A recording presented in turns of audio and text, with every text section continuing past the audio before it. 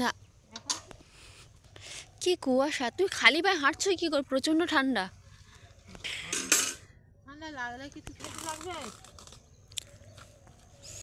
দেখো এখন বাজে কিন্তু 7:30, মানে সকাল 7:30। চারিপাশে যে কি পরিমাণে কুয়াশা সেটা দেখানোর জন্য ভাবলাম ভিডিওটা বানাই।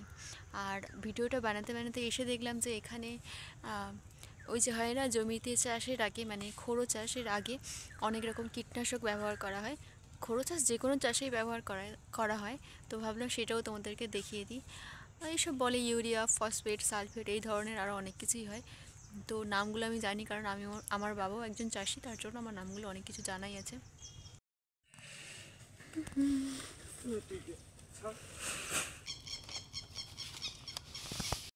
দেখো সব কিছুর একটা মাপ ভাগ থাকে, তো বিঘে প্রতি কতটা সার দেওয়া প্রয়োজন সব চাষিরাই জানে। তাই সব কিছু একটা ওজন করে একসাথে মিশিয়ে তো জমিতে ছড়ানো হবে, তার জন্য এগুলো ওজন করা হচ্ছে। আর এই সাদা জিনিসটা দেখতে পাচ্ছ, এটা কিন্তু ইউরিয়া।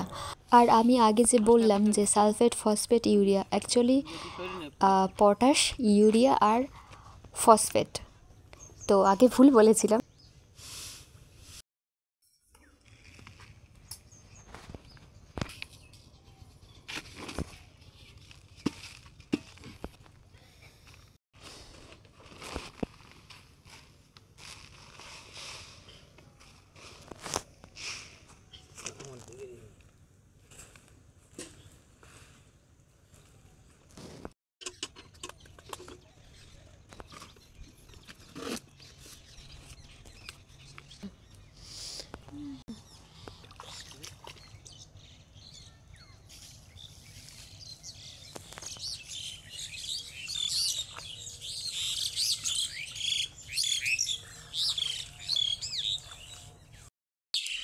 দেখো কতগুলো পাখি রাখছে। আমাদের সুন্দরবনে কিন্তু প্রচণ্ড ঠান্ডা পড়েছে গাইস। তোমাদের কোথায় কেমন ঠান্ডা পড়েছে সেটা কিন্তু অবশ্যই কমেন্টে জানিও। দেখে নিলে কি কি সার, ওষুধ, কীটনাশক দেওয়া হয়, তবে সবটা দেখানো হয়নি, এখনও অনেক কীটনাশক বাকি আছে যেগুলো দেওয়া বাকি।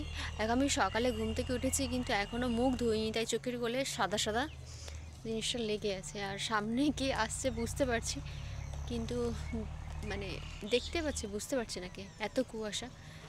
এটাও একটা উচ্ছে গাছ, এগুলো ধানের চারা। আর সামনে আছে শসা গাছ, যখন একটু রোদ্দুর উঠবে তখন আবার ভালো করে দেখিয়ে দেবো। দেখো এটা যে শসা গাছ, আমাদেরও শসা গাছ আছে, সেটা তোদেরকে দেখাবো, কিন্তু একটু দেরি হবে কারণ এখনও রোদ্দুর ওঠেনি। সব জায়গায় কিন্তু ধান কাটা হয়ে গেছে, বাট এখানে ধান কাটা হয়ে পড়ে আছে। সম্ভবত এটা নিচু জমি, তার জন্য, মানে এটা নিচু জমি না, নিচু জমিতে কেটে এনে এই উঁচু জমিতে শুকোতে দেওয়া হয়েছে। আর এই যে দেখছো এগুলো কিন্তু আলু গাছ, আলু গাছগুলো